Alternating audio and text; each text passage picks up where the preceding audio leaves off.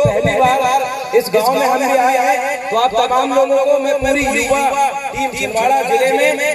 750 से ज्यादा गांव, 1 लाख से ज्यादा युवा साथियों की ओर से, पूरी गुणवाना यूनियन की टीम की ओर से आप तमाम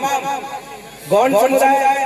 डहरिया समुदाय, बौली समुदाय, तमाम समुदाय के लोगों को और अन्य समुदाय के लोगों को दिल से धन्यवाद। साथियों, आज गुणवाना का इस कार्यक्रम में उपस्थित तमाम युवा साथीगण, लेकिन आपको एक चीज पता होनी चाहिए कि आदरणीय हमारे निगमवासी दादा मनमोहन साहब भट्टी जी के गुजर जाने के बाद इस गुणवाना मूवमेंट को संभालने की जो पूरी जिम्मेदारी हम युवाओं ने लेनी है, और आज के समय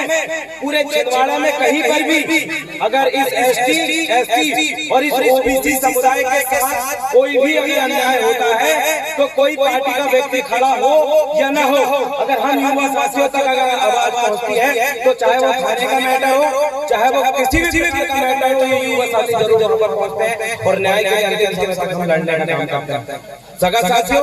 21 दिन जेल में मैं रहा अपने पढ़ाई को करते हुए,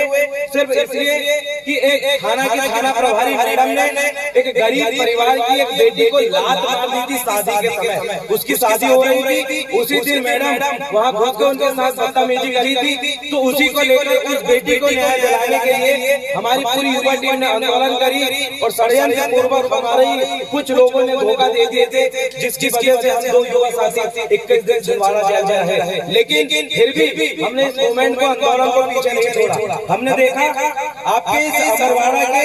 ये भूमका और जो बटका खापा क्षेत्र है, यहाँ पर बहुत सारे मजदूर महाराष्ट्र में काम करके आए हैं और उनका जो मजदूरी है वो मजदूरी नहीं मिली। हमने देखा कि तामिया में 74 एसटी, एससी, ओबीसी के जो लोग हैं छिंदवाड़ा जिले से वहाँ महाराष्ट्र काम करने के लिए गए हैं, उनने 6 महीने 280 रुपए दिन से काम करे, उनका 40-40 हजार रुपए पेमेंट वहाँ का ठेकेदार ने नहीं दिया और वो लोग घूम रहे घूमते घूमते कलेक्ट्रेट कार्यालय, विभिन्न जगह थाने में रिपोर्ट दर्ज करा, उसके बावजूद भी उन गरीब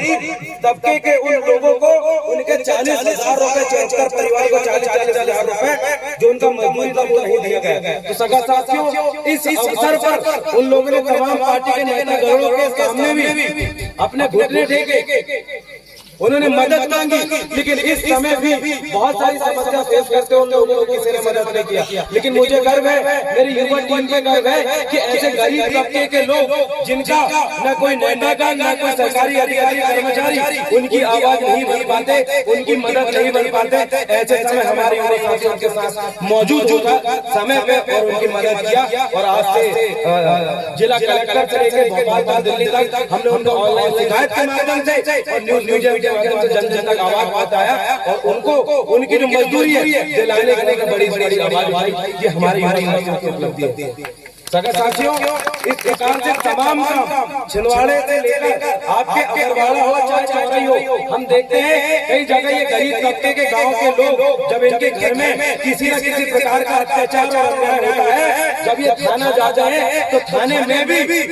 जो अमीर तबके के लोग होते हैं वो पैसा भर देते हैं और इस वजह से इस गरीब तबके के जो लोग हैं, चाहे वो गौंड समुदाय से हो, डहरिया समुदाय से हो, बौली समुदाय से हो, चाहे वो बरबा हो, कोई भी समुदाय का व्यक्ति हो, जब थाने में जाकर एफआईआर लिखाने की जब बात आती है तो कई बार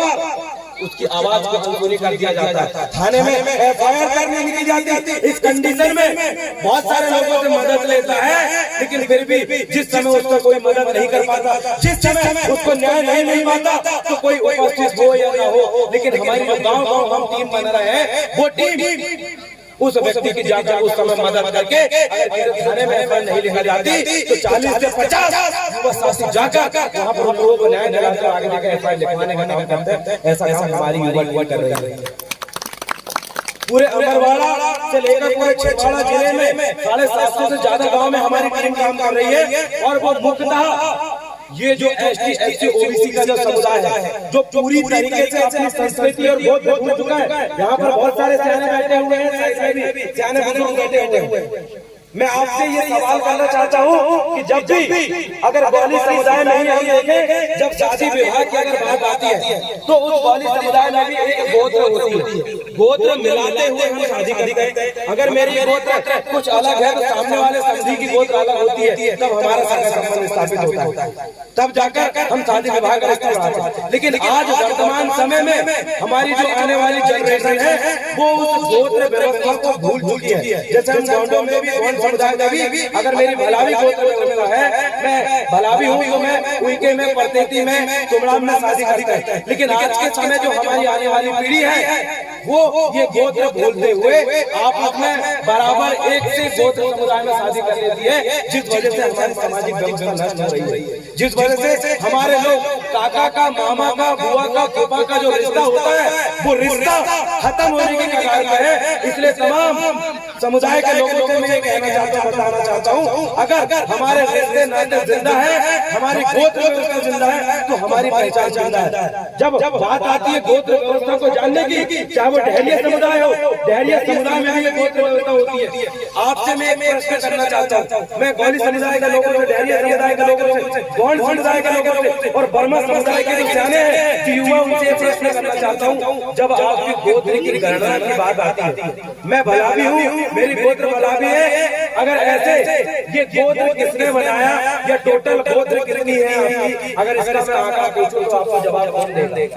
मैं भलावी हूँ, गौंड समुदाय से हूँ, हमारी 750 गोत्र होती है, कोई समुदाय में, कोई वंशी समुदाय में। लेकिन जो यदुवंशी समुदाय है, उस यदुवंशी समुदाय में टोटल कितनी गोत्र होती है? क्या आपने कभी बैठ के समय चर्चा किया? जितने भी गौंडी समुदाय के लोग, यदुवंशी समुदाय के लोग यहाँ पर बैठे हैं, मैं आपसे जानना चाहता हूँ, क्या आपने कभी अपने समुदाय की जो गोत्र है, उसको कभी गिनने की कोशिश किया कि टोटल कितने समुदाय में? डहरिया समुदाय के लोगों को पूछना चाहता हूँ, क्या आपने कभी अपने समाज की गोत्र को गिनने की कोशिश किया? आपने कभी नहीं गिना। लेकिन आप सोचिए, आज आपके गाँव में गोंडवाना का कार्यक्रम हो रहा है और इस गोंडवाना के कार्यक्रम में माननीय भाई हमारे रामस्वरूप मुर्गे जी और किशन कन्हैया के माध्यम से यही जानकारी दिया जा रहा है, चाहे आप डहरिया समुदाय से हो, चाहे आप कोई भी गौली समुदाय से हो, लेकिन अगर आपने अपनी संस्कृति भूल चुका है, आपने अपने रीति रिवाज भूल चुका है, आपने अपने पुरखों का दिया हुआ वो तमाम प्रकार की जो संस्कृति भूल चुका है, तो कहीं न कहीं आपका अस्तित्व खतरे में है। और इसी अस्तित्व को बरकरार रखने के लिए तमाम समुदाय की जो सांस्कृतिक व्यवस्था है, उस व्यवस्था को बरकरार रखने के लिए आज काम कर रहे हैं, चाहे वो गौंड समुदाय हो या तमाम प्रकार के समुदाय हो। अगर आपकी संस्कृति जिंदा है, आपकी कुल देवी का इतिहास जिंदा है, आपका समाज के रीति रिवाज जिंदा है, तो वाकई आपका अस्तित्व भी इस दुनिया में है। लेकिन जिस दिन आपके जो बच्चे हैं उन्होंने गोत्र व्यवस्था भूल गया, उस दिन आप अपने आप को गर्व से नहीं कह पाओगे कि मैं गौली हूँ, आप गर्व से नहीं कह पाओगे कि मैं डहरिया हूँ, आप गर्व से नहीं कह पाओगे कि मैं गौंड हूँ। जिस दिन गोत्र व्यवस्था आप भूल गए, आपसे मैं विनम्र निवेदन करना चाहता हूँ, हमारा जो मूवमेंट है सांस्कृतिक समाजवाद का मूवमेंट है, हम संस्कृति की रक्षा करने के लिए इस देश में विभिन्नता में एकता की जो पहचान होती है, विभिन्न संस्कृति, विभिन्न रहन खान पान के लोग इस भूभाग में निवास करते हैं, इस गोंडवाना भूभाग में निवास करते हैं, तो इस भूभाग की संस्कृति को जीवित रखना सर्वप्रथम हमारा कर्तव्य है। इस सांस्कृतिक आंदोलन जो हमारा चल रहा है उसको साथ दीजिए। और जो गोंडवाना मूवमेंट का पहला कार्यक्रम इस गाँव में हुआ है, मैं निवेदन करता हूँ तमाम युवा साथियों से, इस गोंडवाना के विचारों को जिंदा रखते हुए, दादा मनमोहन साहब भट्टी जी की विचारधारा को जिंदा रखते हुए अगर आप हमारा साथ देते हो तो राजनीतिक मूवमेंट में हम एक दिन मजबूत होंगे। बहुत बहुत धन्यवाद। सेवा सेवा